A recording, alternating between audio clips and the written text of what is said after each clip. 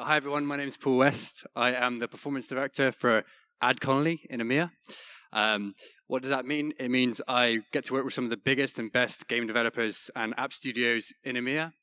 And AdColony is a video platform that helps developers monetize and acquire more users.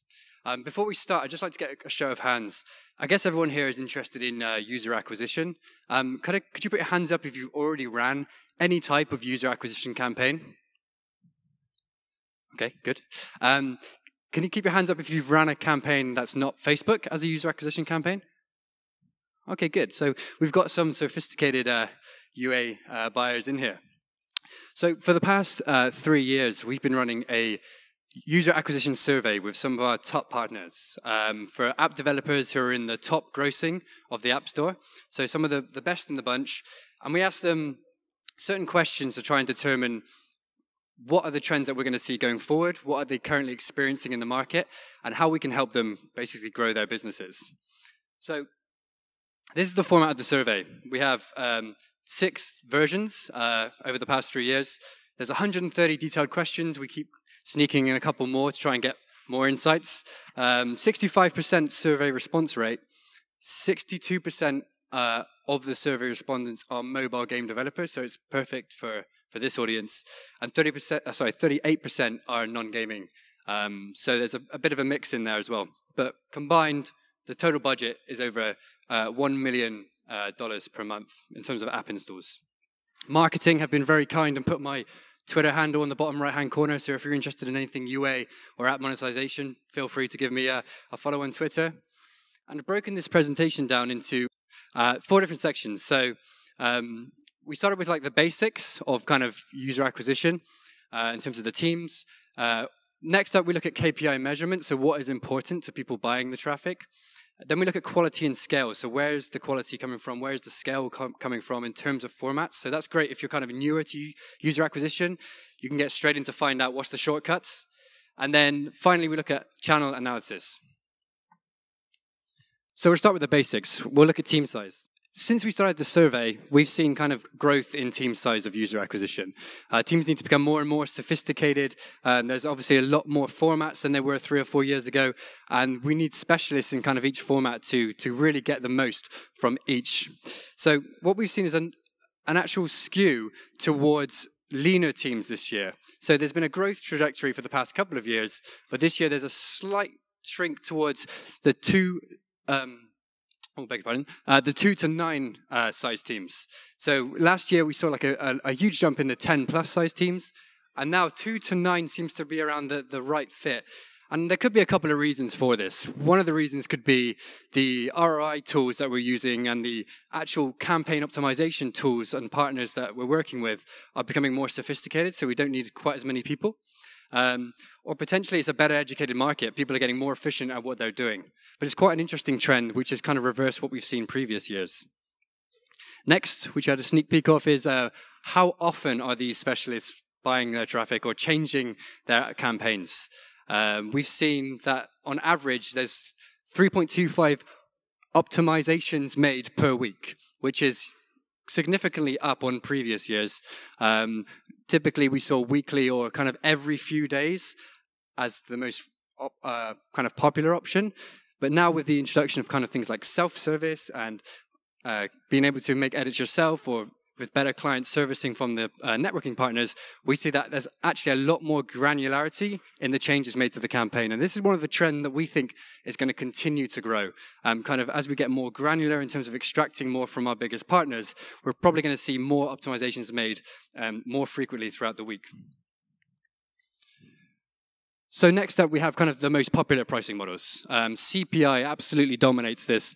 Everyone here, I imagine, likes to buy on CPIs. It's easy to forecast and speculate what your bottom line and top lines are going to be if you know exactly what your output is. Easier to model an LTV curve when you know exactly how much the cost is going to be up front. So continues to be popular. We have seen an increase in CPA. So kind of cost per acquisition, cost per action, when you're actually buying something very specific. So an example of this could be a first deposit for a social casino game. So you're actually going to be buying not just the install, you want to buy on the action that you actually that drives value for your business. Could be a survey complete, could be a first deposit, could be a tutorial complete. So this has seen a slight increase. Not all partners do offer this feature, and a lot of agencies have kind of done the work in the back end to make this an option for certain partners and their clients. So this could potentially be a growth area as well this year. So next up we have app install budgets. So what you can see here is there's a huge portion of the budget displayed for, allocated to video, which is actually the 33% is non-social video, so full screen and everything in between.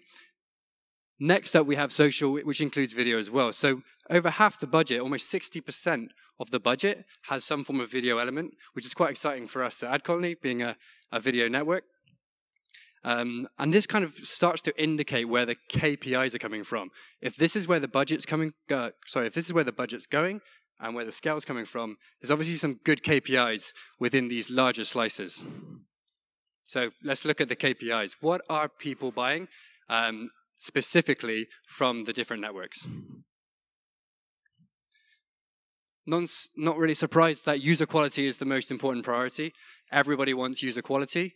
We will go into break this down to see what user quality means for different people, but this is the number one focus. People, gone are the days when it was 4 years ago where you just wanted downloads. Our shareholders, our board members want to hear we have 50 million downloads this year. That's an exciting message. Now it's all about revenue. It's all about quality. It's all about scale and sustainability. Second up, we do have price. It's important. What you are spending per user is very valid in terms of your LTV curves. Third, volume. So you want to be able to do all of this at scale. And then it drops down to kind of level of service and targeting are kind of less of a priority for the top 100 grossing partners. So what does quality mean? It means a lot of things, but actually, most importantly, it means retention and early in-app purchase. Arthur was talking earlier about kind of the importance of how they measure each new market in terms of what fits. This is likely what he was talking about in terms of quality. The interesting point for us here is that retention's always been a strong indicator. You probably have heard that word many times and factored that into what you're doing, no doubt. But actually, this is the first time that we've seen a trend towards actually early in-app purchase. So there's more leniency in formulas to looking at, for success formulas for companies, to look at the early in-app purchase, which is obvious because that's where your revenue comes from. But there has been a real focus and an uptick on this in our last survey.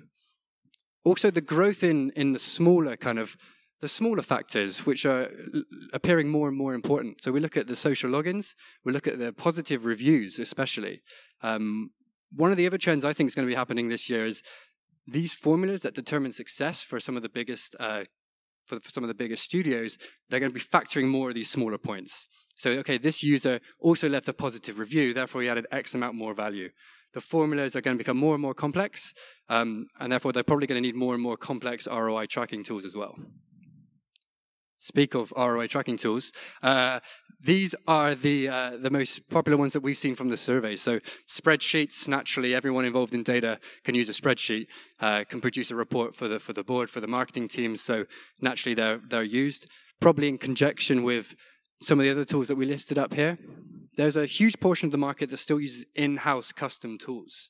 And I think this refers back to the point earlier of if you have your own complex formula, considering so many different variables, potentially you're going to need your own tools to track and to leverage and to execute on that formula. So a lot of our biggest partners do build their own in-house tools in terms of tracking specifically ROI. Tableau, which I am a big fan of, AdColony use Tableau. We leverage it with the BI data team, and it's a great visualization tool. That has some prominence up here as well. And Tune Multiverse, the tracking partners offering, which I think launched around 12 months ago, has also started to make a dent in the market here, alongside Upsite as well. Okay, so we've looked at the team sizes, we looked at what they're using. Let's see what formats are working. So this is formats by usage.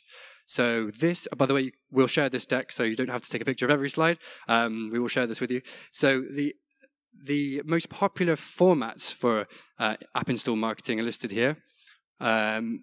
Full screen video, interstitial display, and social video really are leading the charge.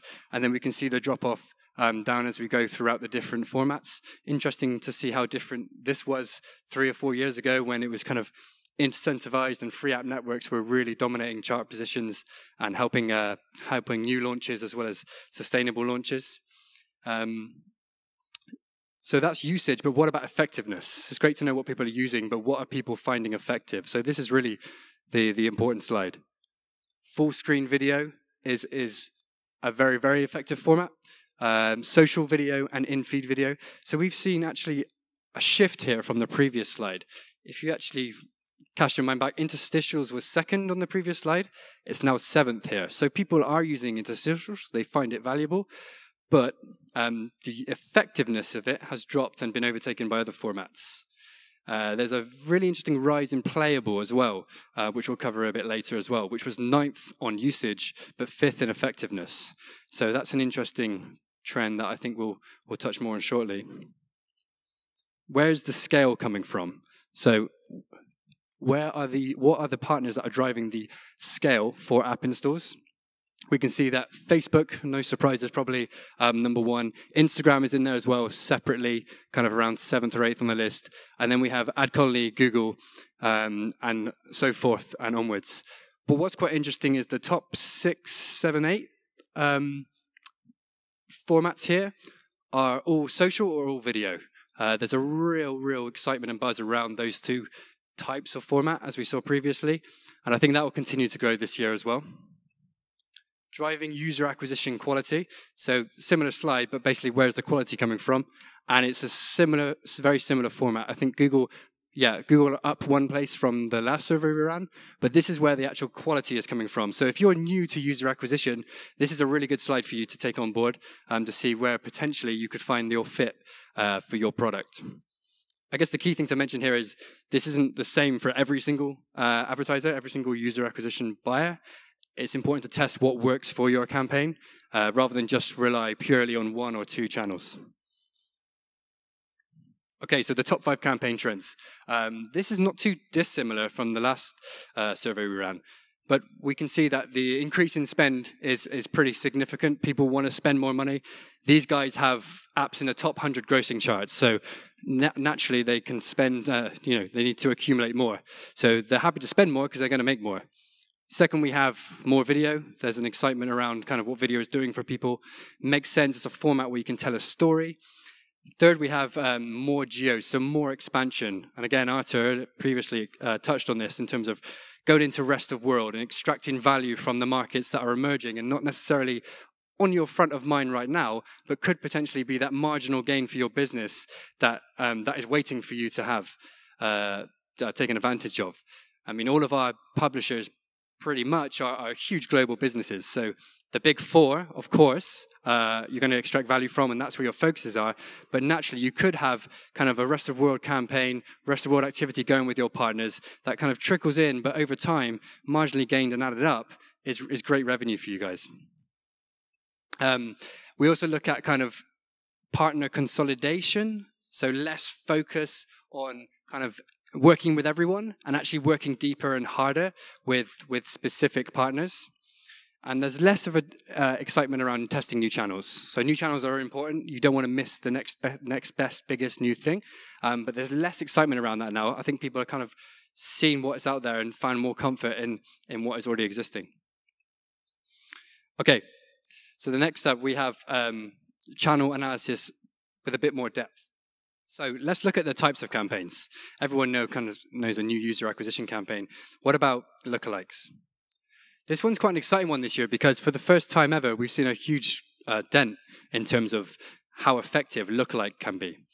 I think this could be down to a couple of things, but let's just have a look. So pretty much most of the top 100 grossing partners we work with are using lookalike modeling. I think most people who use Facebook probably are using lookalikes. Other partners, such as AdColony, are leveraging lookalike as well. But what we've seen this year is that how effective it's been. The jump from 44% was very effective to 77% is huge. The reasons could be that maybe the market is more comfortable, maybe understands more what lookalikes are. But also I think there should be some credit given to the platform owners who are investing heavily in their tech to deliver on the promises of their platform. So, the algorithms, the optimization engines that are running the networks, they've invested heavily into lookalike modeling to make sure they can be as accurate and as effective as they can to make every impression count. It looks like it is working. Absolutely, of course. So, sorry, lookalike modeling is kind of, you have an audience that you know works for your campaign. You use the data that the platform has to replicate that audience. So, for example, Facebook lookalike does the exact same thing. These 100 users work. I want to find more like this, so you can take those 100 users and hopefully turn them into almost an endless list, or a much bigger list than the original 100.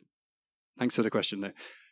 Retargeting is also up in terms of effectiveness, massively over last year. Only 5% in 2015 thought that retargeting campaigns were very effective. Now it's 37%. It's probably the biggest leap we've seen. And I think, there's always a talk of CPIs are rising, et cetera, et cetera. How do we get more value? Well, some of these businesses are kind of 3 to 4 years old now. Some of these titles we have in the app stores are kind of have a longer lifespan than they used to. So where's the value? The value is getting those old users back who work well. So retargeting does make sense. And I just explained retargeting. Basically, your user has left the app for a set period of time. They were a good user, so you want to acquire them back. That's what we mean by retargeting. So they've seen an interesting growth there in that sector as well. So channel usage over time. This is going a kind of less digital in a way, with out of home and print, but there's been a less usage of television in our most recent survey, which I feel a little bit surprised by, because I feel like I see quite a lot of different advertisers using television, but there's less usage according to the survey. Out of home as well, it's kind of remained flat. There's been a slight bump. I remember in London there was a huge Clash of Kings takeover in one of the tube subway stations, and it was kind of all over the walls, all over the elevators and escalators, and it was a real kind of domination, and it got social media talking, got the internet kind of alive with talking about Clash of Kings and what is going on my way to work. So there's some interesting execution still being used by these partners for out of home, and print has remained pretty flat as well. So looking specifically into television, about a quarter of the top 100 grossing partners who responded said that they leverage television. It's still quite a tricky area because it's not just for user acquisition. Television marketing can really help with branding, and this survey was kind of focusing more on user acquisition benefits. So there's that to bear in mind. The budget allocation, only 3%, is reasonably low compared to overall, and the effectiveness is kind of, as I said again, 29%. So it's difficult to measure television. It definitely works for some partners, because we see it kind of being used again and again and again, but it's not necessarily fit for everyone. As we can see on the actual effectiveness, it's ranked 11 on our chart from the survey. So it's a bit of a mixed bag. Full screen video, I'd have to put this in, being a full screen video network. Use rate 91%, so major partners are using it, of course. Budget allocation, almost a quarter of the budget, and the effectiveness speaks for itself. Telling a story with video is beautiful. If a picture tells 1,000 words, a video tells 1,000,000. So number one, effectiveness. So this is the point that excites me. And it's the final point, really. It's the rise of Playable.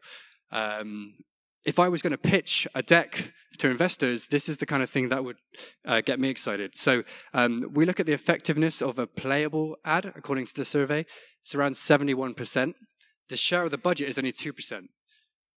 Yet the excitement was the largest at 25%. So we're seeing some excitement around this particular new format, and the budget is very small, yet the intent and the effectiveness is, I think, second or third in our survey. So there's real demand for this format, and there's something that AdColony are definitely looking at to leverage this year, not necessarily just in terms of playable interstitial, but what can we do with video, being the video specialist, to make something really interactive and really playable. If you picture an advertisement that gives you an option as you watch the video, do you drive your car left off this cliff, or do you drive your car right into the ocean?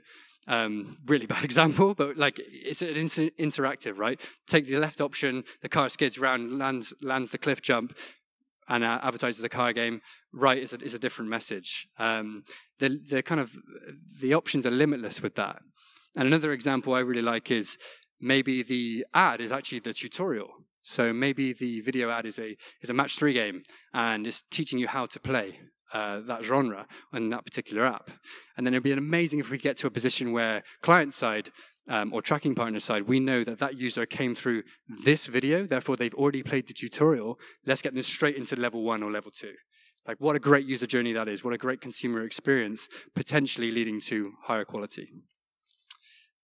The trends we see, kind of more and more frequent optimization, that's going to get more and more granular.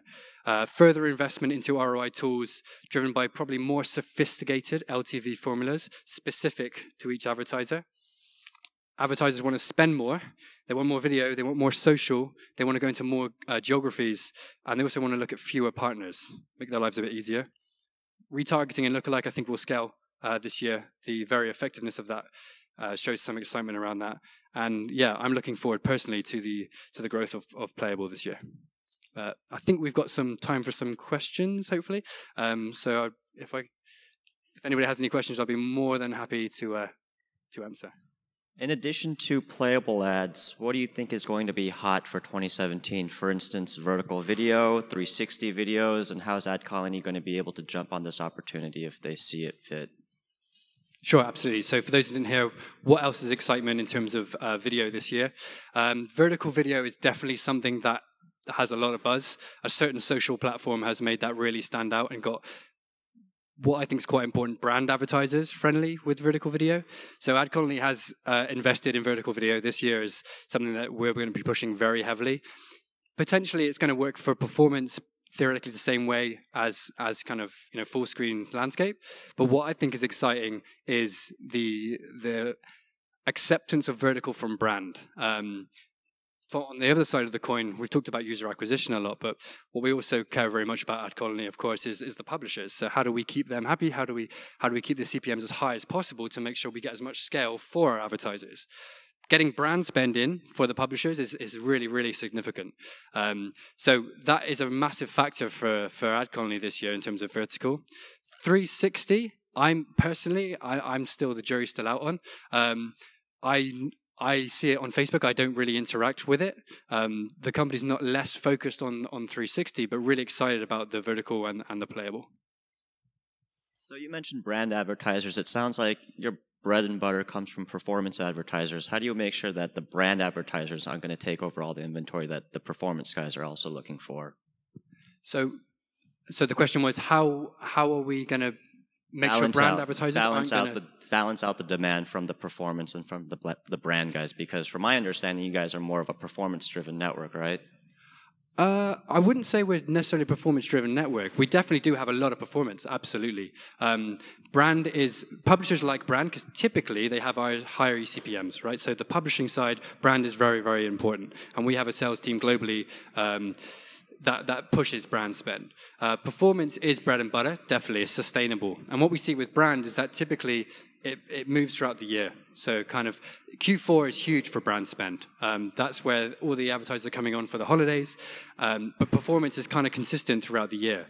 So in terms of we're not concerned around having too much brand because the more brand we have, the more the market would adopt video implementation because the more revenue would be coming towards coming through that revenue channel. So naturally, more developers would use video more frequently, more often to get that spend. And the second part of that is actually there's been some instances where performance can outspend brand, can have higher waterfall placements, higher CPMs than brand spend. So in actually some cases, performance advertisers are so competitive with the smarter and smarter algorithms from the platforms that actually they don't need to worry about brand.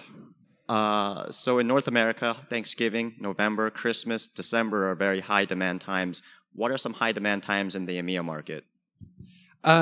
So basically, EMEA market specifically is similar times really as a Western world. So Christmas, of course, is huge. We see growth over Easter. potentially more significantly.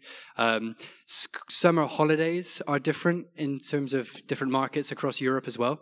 But seeing as the US is predominantly our largest traffic driver by far, the network reacts a lot more to US delivery because that's a huge part of our network, just due to the sheer scale of the market. Does that answer your question? Hi. You mentioned the rising effectiveness of retargeting. Can you share more about the channels for retargeting, which are most effective and have biggest scale? So unfortunately, I can't really comment on the different networks or channels or agency or partners out there that are effective in terms of retargeting. Our survey didn't cover that in specifics, so I wouldn't like to give you any names. I know there are some here that you could speak to. So all we measured was that actually we are finding it very effective, but there are certain ones here that you could leverage, and I'm happy to. So do you guys support retargeting? We're looking to support retargeting more and more going into this year. The challenge is scale. So that's the biggest challenge with retargeting. What the survey probably doesn't necessarily show, and I haven't seen personally firsthand yet, is being able to scale retargeting, because typically there's a reason why your users have lapsed. Maybe it's a new IDFA, or Google Ad ID, so you can't actually identify that user anymore. They have a new device. There's loads of different reasons it gets more complex of why retargeting is a challenge to scale. But I'll happily intro you to some people that I know that do retargeting. Maybe afterwards. Hello. You have playable ads. Are you going to have a challenge with onboarding those? Is that difficult to onboard playable advertising, like for a cost, or do you have an automation for that? So it's an interesting one. So currently, we have inventory available to us as a platform. How we leverage that inventory is, the publishers care typically most about making as much revenue as possible through that inventory channel. So, hey, here's an impression. Do what you can to maybe a higher CPM. Now, of course, there's things like age-restricted ads and different type of ads that ad colleague would just never get involved with. But actually leveraging that experience for the consumer directly, whether it's a video, whether it's a playable video, whether it's an interstitial, like that is an open market potentially. When you're talking playable ads, do you mean the user can actually play the game for a short while in the ad, or do you mean the end of your ad, like the end card, has something that you can interact with that's different? Correct. So theoretically both. Okay. Theoretically both. I think what we see a lot of the market is, well, there's two different types. There's kind of like playable interstitials, which is probably the most common we've seen. But what I mentioned and touched upon earlier was kind of the playable video, which is a video, a time period of 15 to 30 seconds where you can interact and make a decision to shape the content. Definitely interstitial is something that has seen worked in the marketplace so far. So that's something that we're looking heavily at as well. But in terms of leveraging that impression to make as much revenue or a higher conversion for the publisher and the advertiser can only be a win from my side. I find it very interesting when you talked about the budget allocation for TV. It's around 24%. And I noticed here in Germany we have the same trend. So I noticed a lot of budget is still in TV channel advertisement. Nevertheless, it has no impact on any user engagement or on the typical KPIs like the CPI when I make a report for such a campaign. I'm just wondering, should we really drop the TV advertisement, or should we just change the campaign content, or what might be the reason? I've been thinking about it really very long already. So you have a game? Is it a game or an app or? Yeah, it's a game. It's a game. Yeah. And you've leveraged TV, and you found like. Can I ask you a question? Have you found it really difficult to measure what you've been doing? Or do you feel confident that you've tested it and it's not really impacted your existing metrics? It's very difficult to measure, of course, because I don't get a feedback of any user. I don't have any identification about in any segment or user identity or whatever we marketers like. I'm just wondering, what can we improve still if we don't want to drop the complete TV advertisement to make it more effective? Yeah, I mean, I think the biggest challenge is the fact that how can you measure improvement? I think that's the challenge with television.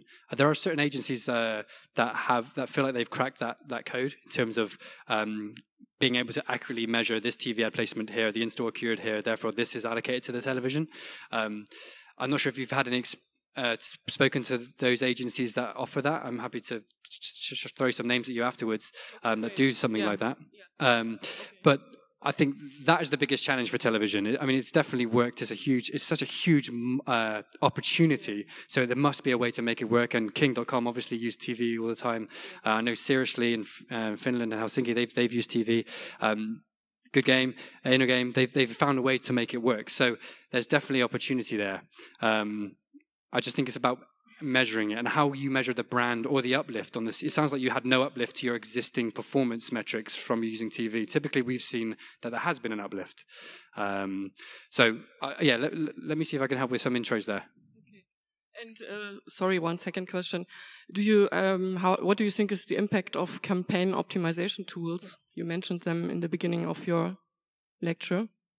Yeah, so I think it's all down towards the granularity. So how can you be more reactive quicker to your campaigns? How can you make sure that you're in the right waterfall position at the right time to the right user? That's what mobile advertising is all about. So I think we'll be going to become more sophisticated as platform owners. So in terms of as AdColony, as the different partners out there, and also in terms of connecting with you guys with maybe self-service platforms or other options and availability like that. I was just wondering how you sourced the candidates for this survey. Are they customers of AdColony, or was it a blind sourcing? So yes, at the start. So they're all partners of AdColony, and they're all in the top 100 grossing. Yeah, thanks. Yeah, so we'll make this available to you guys. How the ads can actually bring some more value for the games they are advertising? It's on your end, maybe it's on the developers' end. Can you comment on that? Sure. So the question is, how do we get more value than we already do, say, if we're already running a campaign? Is that fair? Yeah, for the game. For the game, yeah. So it comes down to a couple of things. There's a lot of manual optimizations you can do. So the biggest one for video is creative. The message you're telling to the consumers, to the users, is really significant. There's another survey which we put out end of last year, which is a creative survey, which shows that actually if you leverage certain aspects in certain genres, typically we see better performance in terms of conversion. So maybe it's a hand gesture in a match 3 will actually drive more value from your dollar when you're acquiring users than not including the hand gesture. So the first aspect is definitely the creatives. The second aspect is kind of targeting. So where are you running? What bids are you spending? What sites are you running on those bids? Obviously, the AdColony network has thousands of publishers. Not all of them are created equal for your campaign. So how do you become more accurate, more granular in terms of paying the right price at the right time for those users? That's the second part. And then the third part is, of course, all platform side. So how do we, which we do heavily, is invest in our tech to make sure our algorithms serve our consumers or our clients as best as possible. Those are the three things, I think, 3 key things, that are the most impactful to running a successful campaign.